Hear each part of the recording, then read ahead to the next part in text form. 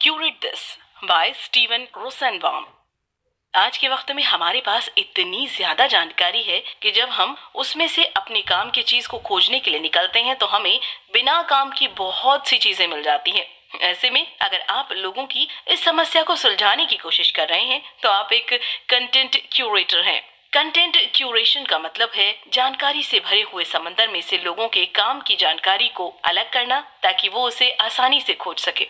अगर आप लोगों के लिए कंटेंट बनाने का काम कर रहे हैं तो आपको ये पता होना चाहिए कि किस तरह से आप अपनी ऑडियंस की जरूरत को समझ सकते हैं और उसके हिसाब से उन्हें कंटेंट दे सकते हैं।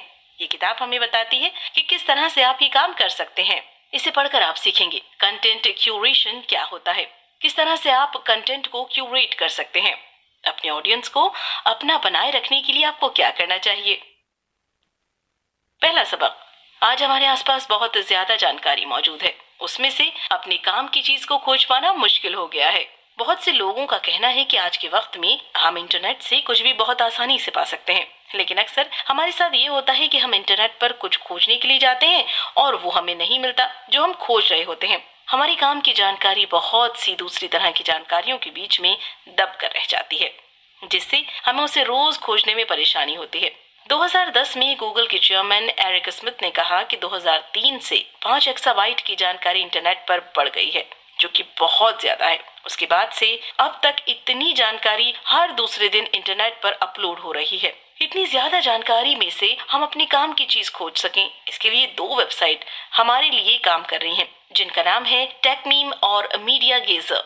ये एक टॉपिक से संबंधित सारे आर्टिकल की हेडलाइन को एक जगह पर लेकर आती हैं और उनको पॉपुलैरिटी के हिसाब से लोगों को दिखाती हैं। इस लिस्ट में जो आर्टिकल सबसे ज्यादा पढ़ा गया है उसे सबसे ऊपर रखा जाता है और जो सबसे कम पढ़ा गया है उसे सबसे नीचे। लेकिन क्या कोई आर्टिकल हमारे काम का सिर्फ इसीलिए होगा क्योंकि उसे बहुत से लोगों ने पढ़ा है? लोग ये नहीं खोजते कि क्या पॉपुलर है, लोग ये खोजते हैं कि क्या उनके काम का है। ये काम मशीनें सिर्फ एक हद तक ही कर सकती हैं और इसके बाद इस समस्या को सुलझाने के लिए हमें एक इंसान की जरूरत होगी। दूसरा सबक, अच्छा कंटेंट क्यूरेटर बनने के लिए आपके पास 5 खूबियां होनी चाहिए।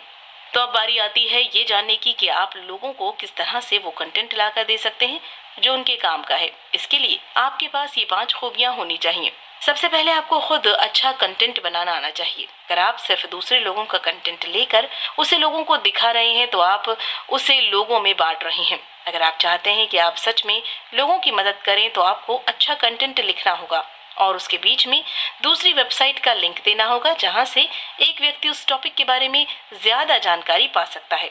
इसके बाद आपको एक फिक्स शेड्यूल पर काम करना होगा। जरा सोचिए आपको कैसा लगेगा अगर आपका फेवरेट शो एक बार सुबह 9 बजे आए, फिर अगले दिन रात 12 बजे। अगर आप हर दिन एक आर्टिकल अपलोड कर रहे हैं तो हर दिन कीजिए और अगर हफ्ते में एक बार कर रहे हैं तो हफ्ते में एक बार उसी दिन को कीजिए। इससे आपकी ऑडियंस को पता होगा कि उन्हें आपकी वेबसाइट पर कब आना है। तीसरा ये कि आप कंटेंट अपलोड करने के बाद ये उम्मीद मत कीजिए कि लोग अपने आप ही आपके पास आ जाएंगे। आप उसे लगातार प्रमोट करते रहिए। ऐसा करने के लिए आप सोशल मीडिया का इस्तेमाल कर सकते हैं। ये देखिए कि आपकी ऑडियंस कहाँ पर अपना समय बिताती हैं और फिर उनके सामने जाकर अपने बारे में बताइए और साथ ही अपनी वेबसाइट का लिंक दीजिए। इसके बाद आप अपने ऑडियंस से घुल मिलकर बात करते रहिए, उन्हें समझने की कोशिश करते रहिए, उनके पोस्ट पर कमेंट करते रहिए और हर तरह से उनके बीच में रहने की कोशिश कीजिए। अंत में दूसरे लोगों का कंटेंट शेयर कीजिए। अगर आप सोशल मीडिया पर किसी ऐसे पोस्ट पर आ जाते हैं जो आपको अच्छा लगता है तो उसे अपने फॉलोअर्स के साथ शेयर करते रहिए। इससे दूसरे कंटेंट क्रिएटर्स भी आपको जानने लगेंगे और वो भी आपके पोस्ट शेयर करने लगेंगे। तीसरा सबक, बज़फीड कंटेंट क्यूरेशन का एक बहुत अच्छा एग्जाम्पल है। आइए अब हम ये देखें कि कौन सी ऐसी वेबसाइट है जो कि कंटेंट क्यूरेशन का काम करती है। इसमें सबसे ऊपर नाम आता है बज़फीड का, जहां हर महीने 15 करोड़ लोग कुछ पढ़ने के लिए जाते हैं। इसकी कामयाबी की वजह जानने के लिए हमें ये देखना होगा कि लोग आज के वक्त में इंटरनेट किस तरह से इस्तेमाल कर रहे हैं। आज के वक्त में लोग जानकारी पाने के लिए किसी वेबसाइट पर नहीं जाते बल्कि वो अपना ज्यादातर समय सोशल मीडिया पर बिताते हैं। हमें वहीं से पता लगता है कि दुनिया में क्या हो रहा है। बज़फीड को ये अच्छे से पता है और वो चाहता है कि उसके आर्टिकल सोशल मीडिया पर शेयर किए जाएं। इसीलिए वो हमेशा अपने लोगों को प्रेरित करता है कि वे उसके आर्टिकल को फेसबुक और ट्विटर पर शेयर करें। इस तरह से वे ज्यादा से ज्यादा लोगों तक पहुंच पाते हैं। इसके अलावा बज़फीड एल्गोरिथम के साथ साथ इंसानों की भी मदद लेता है और वो उनकी मदद से उस कंटेंट को अलग करता है जो कि लोगों के काम का है, ताकि उसके ऑडियंस को बेहतर जानकारी मिल सके। वो टाइम और LOL जैसी वेबसाइट से ये पता करता है कि इस समय ट्रेंड में क्या चल रहा है और फिर उनकी टीम का एक व्यक्ति उस ट्रेंड में चल रहे टॉपिक को एक मजेदार तरीके से लिखता है जिसे लोग याद रखें और शेयर कर सकें। ये वेबसाइट आर्टिकल्स में बहुत मजेदार हेडलाइंस का इस्तेमाल करती है जिससे लोगों को पता लग जाता है कि अंदर उनके लिए क्या है। चौथा सबक, कंटेंट को क्यूरेट करने के बहुत से तरीके हो सकते हैं। अब हम इस बारे में बात करेंगे कि किस तरह से आप अपने कंटेंट को क्यूरेट कर सकते हैं। इसमें बहुत से तरीके आते हैं जिसमें से 2 तरीके हैं, एग्रीगेशन और डिस्टिलेशन। एग्रीगेशन में आप एक टॉपिक से संबंधित बहुत से लिंक और वेबसाइट को एक जगह पर लाकर रख सकते हैं ताकि लोग उनमें से एक पर क्लिक करके उस जानकारी को पा सकें। बज़फीड इसका अच्छा एग्जाम्पल है जहाँ पर बहुत से लिंक एक जगह पर ही मौजूद होते हैं। डिस्टिलेशन में आप जानकारी को कई जगहों से लेकर उसे छोटे में लिख देते हैं ताकि लोगों को 10 जगह पर जाने के बजाय सारी जानकारी एक ही जगह पर मिल जाए। एग्जाम्पल के लिए ये बुक ऐप को ही ले लीजिए जहाँ पर आपको बहुत सी किताबों की समरी छोटे में मिल जाती है। इसमें आपको पूरी किताबें पढ़ने की जरूरत नहीं पड़ती और आपको छोटे में अपने काम की बात भी पता लग जाती है। इसके अलावा समय के साथ बहुत से दूसरे तरीके भी निकल रहे हैं जिससे कि हम कंटेंट क्यूरेशन कर सकते हैं। YouTube में हम कंटेंट को वीडियो की मदद से दिखाते हैं।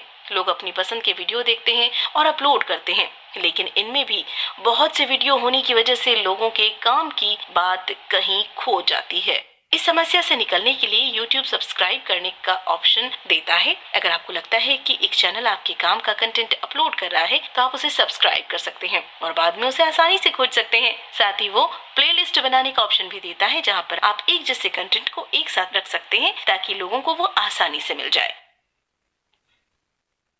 5वां सबक, अपने ऑडियंस को वो दीजिए जो वो चाहते हैं ताकि वो आपके पास आते रहें। बहुत से लोगों का मानना है कि अगर वे ज्यादा कंटेंट पैदा करेंगे तो लोग उनके पास ज्यादा आएंगे, लेकिन ऐसा नहीं है। जब आप समय समय पर लोगों के काम का कंटेंट पैदा करेंगे तो लोग आपके पास ज्यादा आएंगे। इंटरनेट पर भीड़ बहुत ज्यादा है और ऐसे में खुद को अलग करने के लिए आपको भीड़ नहीं बढ़ानी और ना ही ज्यादा जोर से चिल्लाना है, बल्कि आपको अपने ऑडियंस का ध्यान खींचने के लिए उन्हें वो देना है जो वो चाहते हैं। आज के वक्त में लोगों के पास स्पैम बहुत आता है, जिस वजह से बहुत से लोग ईमेल फिल्टर का इस्तेमाल करते हैं ताकि उनके पास सिर्फ उनके परिवार वालों का और उनके दोस्तों का ईमेल आए और बाकी सब कुछ दूसरे फोल्डर में चला जाए जिसे वो बाद में देख सके। ऐसे में अगर आप चाहते हैं कि लोग आपके कंटेंट को देखें तो आपको उन्हें समझना होगा। अपने लोगों को मौका दीजिए ताकि वो आपसे बात करके आपको अपने बारे में बता सकें।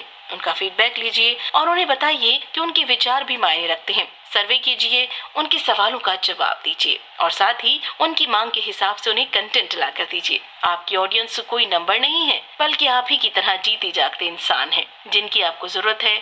जो भी इन जरूरतों को पूरा कर देगा लोग उसके पास अपने आप चले जाएंगे। इसीलिए उनकी जरूरतों को पूरा करने की कोशिश कीजिए, ना कि अपने हिट्स बढ़ाने की। कुल मिलाकर इंटरनेट पर बहुत ज्यादा जानकारी होने की वजह से लोगों को आज उनके काम की चीज आसानी से नहीं मिल रही है। ऐसे में आप अच्छे आर्टिकल्स को उनके लिए एक जगह पर लाकर रख सकते हैं ताकि उन्हें अपने काम की चीज आसानी से मिल सके। आप लंबे आर्टिकल को छोटे में लेकर लोगों का समय बचा सकते हैं। अगर आप लोगों को खुश करना चाहते हैं तो उनके फीडबैक को सुनिए और उनके इंटरेस्ट के हिसाब से उन्हें कंटेंट दीजिए। क्या करें? वीडियो का इस्तेमाल करें। समय के साथ लोग वीडियो को ज्यादा पसंद करने लगे हैं, इसीलिए अगर आप एक प्रोडक्ट बना रहे हैं तो अपने ग्राहकों को उसके बारे में एक वीडियो की मदद से बताइए। उस वीडियो में ये दिखाइए कि किस तरह से आपके ग्राहकों ने उस प्रोडक्ट का इस्तेमाल किया और बेहतर नतीजे हासिल किए। इस तरह से आप लोगों को अपने प्रोडक्ट के फायदों के बारे में बता सकते हैं।